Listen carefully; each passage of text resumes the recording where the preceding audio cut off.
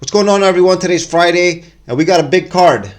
NBA in-season tournament, also known as the NBA Cup today, which means the funky-looking courts with those crazy-looking paint jobs, once again, which is brutal for the eyes. At least I can't stand watching these courts, guys. We got those games on today, and I got 3 picks, guys. I'm liking today's picks. Before we get those picks, though, we're going to talk about yesterday. Quick recap. Just one game on the card. I had the Mavs. I thought they were going to bounce back, guys. Drop that game straight up to Utah. They are in a free fall. Of course, an hour before tip-off, we had some injury news. Kyrie Irving got held out. He's been big for Dallas, guys. Without Kyrie, they were struggling. And they lost straight up to Utah, guys. So we dropped that play yesterday. Didn't put that much action on it, guys. I wasn't really that in love with it, but we did drop that play yesterday. Let's see if we can bounce back today, guys. 3 picks. Like I said, I'm liking these picks. Let's check them out, guys. See if we make some money.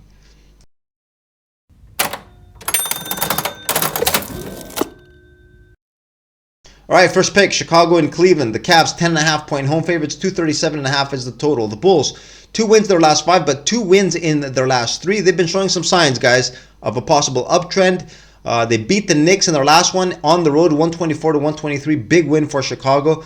The game before that, they played against Cleveland at home. They were leading throughout the majority of the game, and then at the end, they end up dropping it by 6.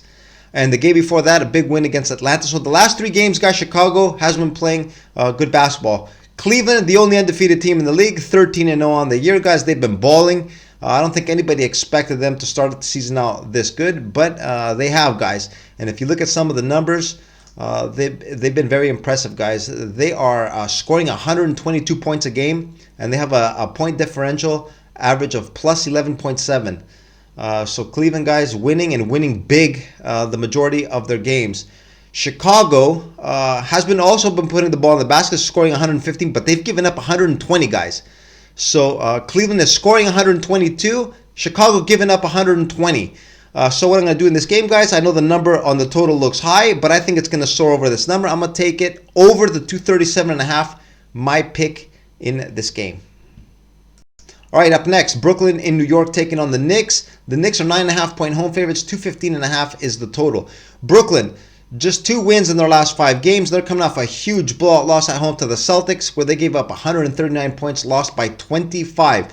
Guys, the Brooklyn Nets, I've talked about in the previous videos. I think they're going to be a fade machine going forward. I think to start the season, they played way above their potential. I think they're going to come down to the level that they will be for the majority of the season. So I'm going to look to fade them here, guys. And I'm going to take the Knicks with the minus 9.5. New York, I know they haven't been playing that great themselves to start the year. Just 2 wins in their last 5. They're coming off a loss at home to the Bulls by a point. But it was a bad spot. Second night of a back-to-back for New York. They're not the deepest of teams. They have a great starting 5, guys, but beyond that, just Deuce McBride coming in off the bench. Other than that, guys, they don't have much going for them. But they are going to be rested tonight. They did have a day off, and I think they can take care of business here, guys, against Brooklyn. I'm going to look for them to win and cover this number, guys. The Knicks with the minus 9.5 is what I'm going to be going with in this game. All right, third and final play. We got the T-Wolves in Sacramento taking on the Kings. T-Wolves, 1.5-point road favorites, 222.5. Minnesota, guys, been struggling. 2 wins in their last 5, but they're on a 3-game losing streak, and they're coming off a couple of brutal losses on the road to the T-Wolves. They were favored big in both of those games and lost them straight up, guys. Extremely woeful basketball for Minnesota, especially the second one, guys. Especially the second one was even worse than the first one because Portland was playing without Simons and Ayton. But Minnesota, guys, played down to the competition. Looked like absolute garbage. Definitely on a downtrend. Good news for them, no injuries. At least they're going to be at full strength. Sacramento, 3 wins in their last 5, and they're coming off a big 23-point win at home against Phoenix. They took advantage of Phoenix's missing players. Bradley Beal and Kevin Durant were out. Sacramento ran them out the building, guys, 127-104. Kind of a Dr. Jekyll and Mr. Hyde type team, Sacramento. When they're running it and things are working well, they're scoring the ball, they can run anybody out the gym. When they're not, guys, they can lose to anybody. The game before that against San Antonio got ran, lost by 20. So you never really know what to expect with the Kings. And they also have a couple of injuries. DeMar DeRozan listed as doubtful. He did not show up at shoot-around, so the chances are he's going to be held out.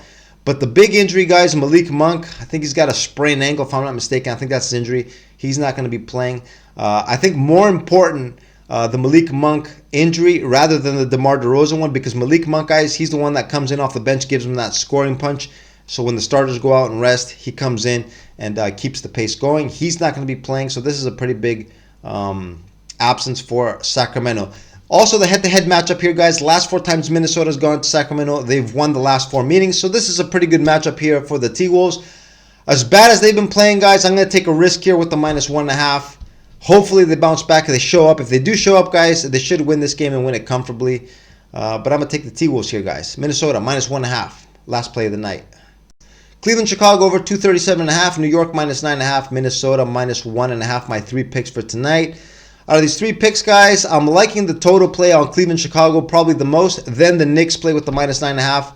Minnesota, guys, the way they looked against Portland does have me a little cautious, but I think they can take advantage of Sacramento's injuries. I think especially the Malik Monk injury. I don't really like that. Hopefully they show up, guys, bounce back, get a W. My least favorite out of the 3 plays, but I still like that.